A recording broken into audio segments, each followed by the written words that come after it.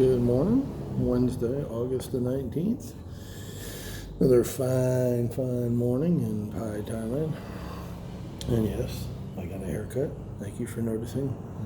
And yes, I was naked, and so was the barber, because, that makes the haircut that much more fun. August 19th. Human faults are like garden weeds. They grow without cultivation and soon take over the place if they aren't thinned out. Wow, okay.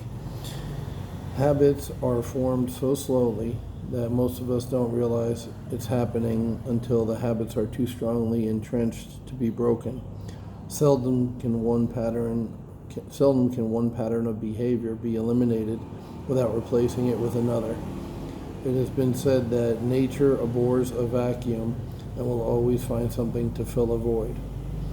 The best way to thin out the weeds or faults in your character is to identify those traits with which you are dissatisfied and replace them with their positive counterparts.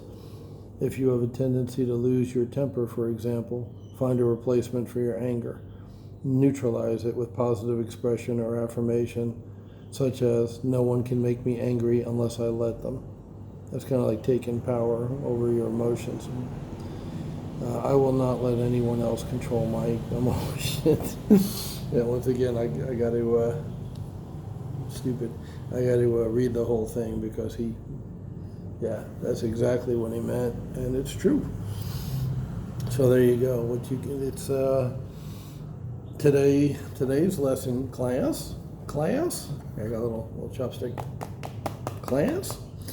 Today's lesson is look in the mirror, and if you don't like what's there, and that includes where you're at as an entrepreneur. If you still got a day job, but you want to be an entrepreneur, wannapreneur, I think they called it, one of the calls that I saw earlier this year.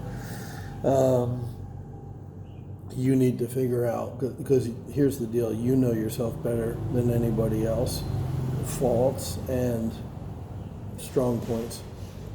So the challenge today is to look in the mirror, take a hard look at yourself, and identify which faults, which destructive behavior, overanalysis, fear, laziness, whatever it is that's holding you back from your goals, and choose something to replace it that's positive, like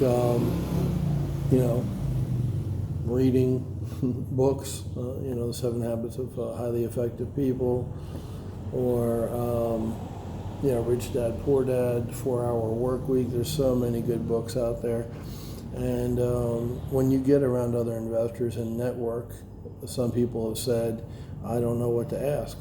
That's a great question. What book are you reading right now? Or what was your favorite book? Or what book changed your career the most when you were starting out? Great question to ask people. And then go read that book. Find it used for a couple bucks on Amazon, or better yet, go to the library and get it for free. A lot of this stuff will be at the library for free. So it doesn't cost money to educate yourself, which is crazy, because you can get millions of dollars worth of education, just from books. And if reading's not your thing, they have it in audio books now, and I'll search the net for free audio downloads. Once again, like the library, you don't even need to spend money to get the stuff in your head. And when you're reading this positive stuff or listening to this stuff, on YouTube, what you are doing is replacing thoughts that have got in there, negative thoughts from other sources, like we talked about yesterday. All right, children, peace out. We'll talk to you later.